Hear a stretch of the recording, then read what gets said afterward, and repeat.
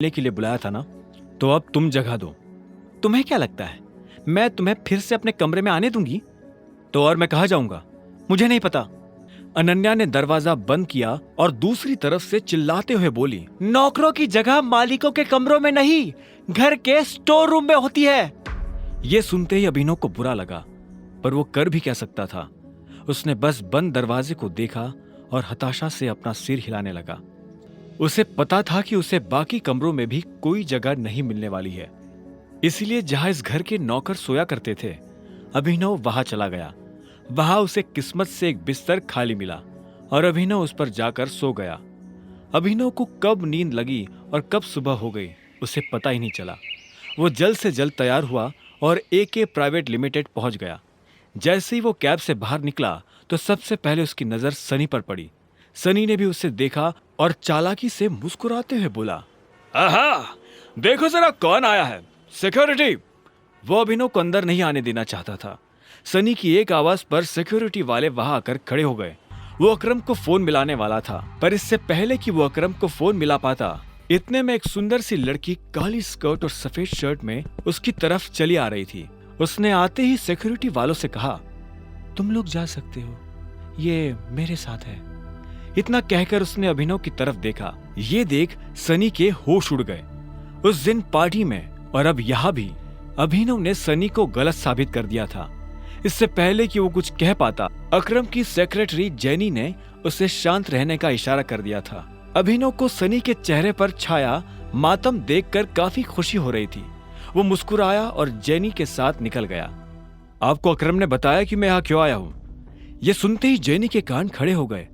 अभिनव जैसा आदमी जो यहाँ नौकरी के लिए आया था, वो अकरम को अकरम कहकर बुला रहा था। जेनी ने इस सवाल का कोई जवाब नहीं दिया। उसने अपने ऑफिस का दरवाजा खोला और अंदर चली गई।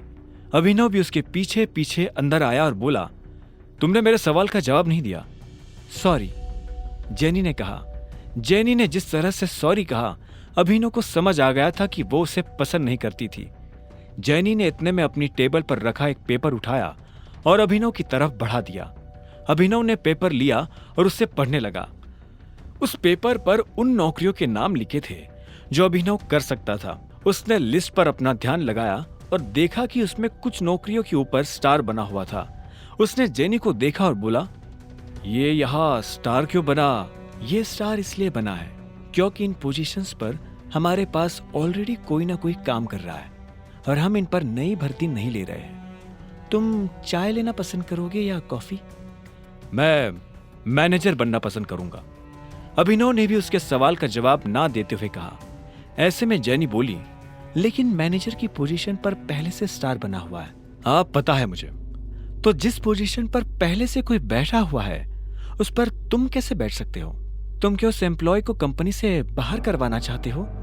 मैंने तो ऐसा नहीं कहा। मैं बस इतना जानता हूं कि लिस्ट मुझे तुम्हें नहीं दी थी। हाँ, लेकिन तुम्हारा नाम? जेनी। जेनी ने गुस्से में कहा। अभिनव के सवालों से उसे चिढ़ हो रही थी। अभिनव को उसके नाम से कोई मतलब नहीं था। उसने आखिर में कहा, देखो जेनी, इसमें मेरी कोई गलती नहीं है। तुमने मुझे लिस्ट लाकर दी, मैंने उसमें से अपनी पसंद की पोस्ट चुन ली। अब आगे क्या करना है वो तुम देखो।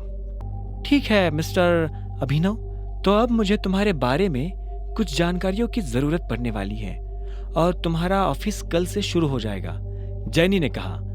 अभिनव ने हाँ में सिर हिलाया और वहां से निकल गया। सनी को अभी भी समझ नहीं आ रहा था कि आखिर अभिनव वहां क्या लेने आया था। उधर अभिनव को लगा कि अब कल से नौकरी पर जाने के लिए उसे नए कपड़ों की जरूरत पड़ने वाली है। कपड़ों के साथ साथ उसे अपना फोन भी बदलने की जरूरत थी। अकरम का दिया हुआ चेक उसकी जेब में ही रखा हुआ था। अभिनव अपने चेक से पैसे निकालने के लिए बैंक चला आया। तभी उसकी नजर प्रणव से मिली। प्रणव उन लोगों में से था जो अभिनव की गरीबी का मजाक उड़ाया करता था। जैसे उसने अभिनव को बैंक के अंदर आते हुए देखा तो बोला, अरे वाह, देखो तो कौन आया है। प्रणव खुद एक बैंकर था। वो अरबपति तो नहीं था, लेकिन उसके पास अच्छी खासी दौलत थी। वो दिखने में भी स्मार्ट था। वो अभिनव को इसलिए जानता था क्योंकि अभिनव अक्सर इस बैंक में डिलीवरी के काम से आया करता था।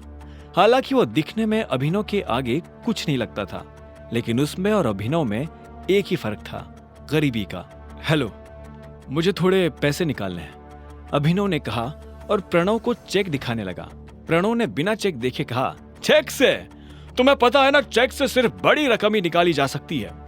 मेरा अमाउंट बड़ा है, यहाँ काउंटर पर नहीं निकल पाएगा, इसलिए मैं मैनेजर से मिलना चाहता हूँ। ये सुनते ही प्रणव जोर जोर से हंसने लगा और बोला,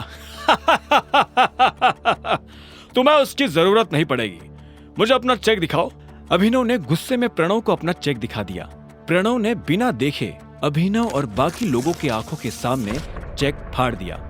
अभिनव प्रणव पर चिल्ला उठा, तुम्हारा दिमाग खराब है क्या? सिक्योरिटी को बुलाओ और इस आदमी को अभी के अभी बाहर निकलवाओ यहाँ से। फर्जी चेक लाकर बैंक वालों को बेवकूफ बनाता है। अभी पुलिस बुलाकर तुझे अंदर करवाता हूँ। आगे की कहानी जानने के लिए देखें अगला एपिसोड सिर्फ पॉकेट एफएम के यूट्यूब चैनल पर, और द रिटर्न ऑफ टाइगर के सारे एपिसोड्स को सुनने के लिए डिस्क्रिप्शन में दी लिंक से डाउनलोड करें पॉकेट एफएम ऐप।